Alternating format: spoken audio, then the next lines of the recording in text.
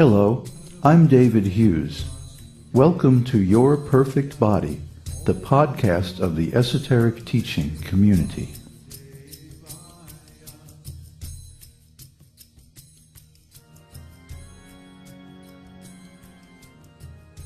Today's selection is an essay entitled Comparative Ontologies.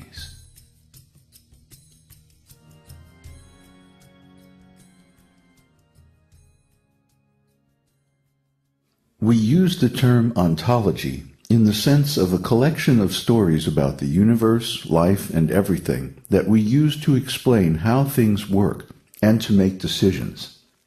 Our ontology determines our consciousness in that it gives us a collection of viewpoints, values, and structural connections between and among the various parts of our experience. Since consciousness, as we have discussed elaborately on this podcast, consists of experience and meaning, the more viewpoints and connections our ontology provides, the richer and more evolved our consciousness becomes. One's ontology, or philosophical frame of reference, predictably influences one's opinions, feelings, actions, and ultimately one's spiritual destination in the next life. Although ontology is such an important aspect of life, very few people have ever heard the word or know what it means. Still fewer have any experience in analyzing the comparative merits of different ontologies and the range of spiritual viewpoints, values, experiences, and destinations they offer to those who adopt them.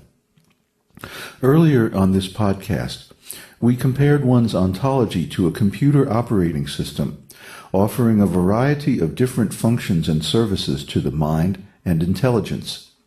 Adherents of different computer operating systems hold intense debates comparing their features and merits. If we want to understand the differences among various ontologies available to us, we should do something very similar. Why? Choosing an ontology is perhaps the most important decision a person can make, because in a very direct way, this choice determines one's range of conscious experience and spiritual destinations. Our commitment to a particular ontology determines our social status and environment, earning potential, degree of understanding of life, and ultimately what kind of situation we can expect to achieve in the next life. So it makes sense to expend some effort evaluating different ontologies to determine their comparative features and value. There are 4 categories of ontologies that serve as platforms for consciousness. These are the sensory or bodily platform, the mental platform, the intellectual platform, and the spiritual platform. Indriyani paranyahur, indriyebhya parang manaha, manasastu parabudhir, yo budhe paratastu sa. The working senses are superior to dull matter. Mind is higher than the senses. Intelligence is still higher than the mind. And he, the soul, is even higher than the intelligence. Bhagavad-gītā 3:42. In this shloka, Krishna gives us a classification of the ontological platforms in increasing order of value. This provides a basis for evaluating the comparative qualities of the different ontologies. Let us begin by examining the gross materialistic ontology. This ontology goes something like this. The self is the material body. We just have this one life to live, so let us live it with all the gusto we can muster. Sense gratification is the principal aim of life, and sex is the measure of our success in life. We have to fight to get what we want in life. Therefore, force is the solution to all problems. There is no God in control, so life is what we make of it. Life is a competitive game, and the one who dies with the most power and wealth is the winner. There is no afterlife, so it doesn't matter if we have to commit sinful activities, as long as we can get away with them. Winning isn't everything. It's the only thing. So that's the material ontology. Animals also think like this. Their aim is the satisfaction of their own senses, the acquisition of mates, territory, and so on. Animals do not have religion, philosophy, or ethics, so there is no substantial difference between a human being on the materialistic platform of consciousness and an animal. It is stated in the esoteric teaching, Yasyatma buddhi kunape tridhatuke, svadhi kalatri dishubhoma idyadhi, yat tirta buddhi shalile nakarhi chij, janeshva bigyeshu saeva gogharaha.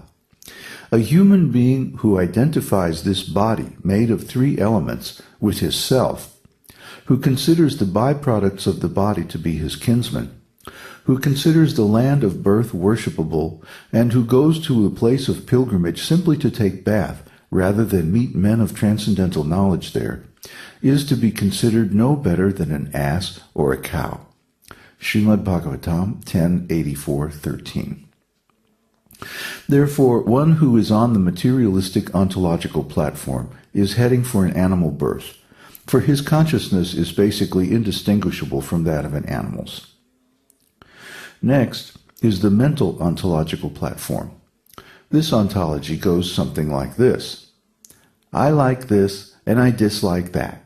This is a good idea and that's a bad idea. I love this person and hate that one. At least that's my opinion this week. Next week, who knows? My philosophy, church, or religion is the only true way, and all others are blasphemous nonsense. I am very clever, and you are stupid. But I will never tell you this unless you catch me in a really good mood. After all, you don't deserve to know. The only way to get ahead is to get insider information by hook or by crook. You snooze, you lose.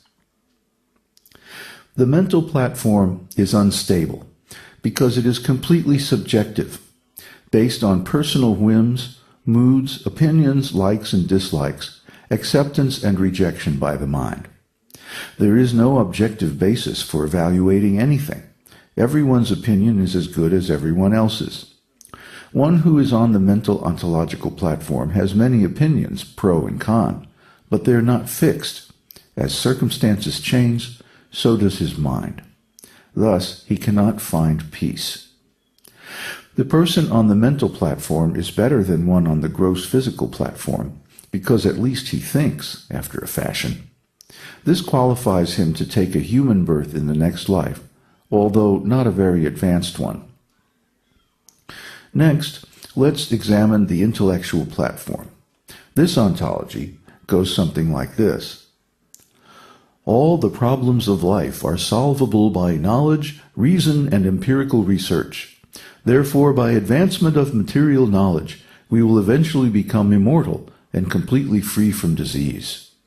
My theory describes the illusory perceptions of the human mind and how to attain cosmic consciousness. It is a completely original work that transcends the misunderstandings of all other systems, especially the superstitious religions of the ancient past. I am making great progress in my understanding of spiritual reality, and very soon, through my patented meditation technique, I shall merge with God and become the supreme enjoyer and controller. The person on the intellectual platform is far better situated than the others, because at least he knows that perfection is attained by the perfection of knowledge, and that religion is a personal process of transformation of consciousness. However, he is still addicted to philosophical speculation or subtle sense gratification, and refuses to accept a bona fide guru for real advancement of spiritual life, because he proudly thinks that he can figure out everything by himself. Still, a person on the intellectual platform is on the path of gradual advancement, and someday, when he gains the good fortune of association with a pure devotee of the Lord, he can become a very good devotee. Therefore, people on the intellectual ontological platform qualify for rebirth in higher planets or in families where advanced spiritual knowledge and association are available. Finally, we have the transcendental spiritual ontology, which goes something like this. The spiritual world exists eternally, without beginning or end. In the spiritual sky, an uncountable number of spiritual planets emanate from the transcendental body of the Supreme Personality of Godhead.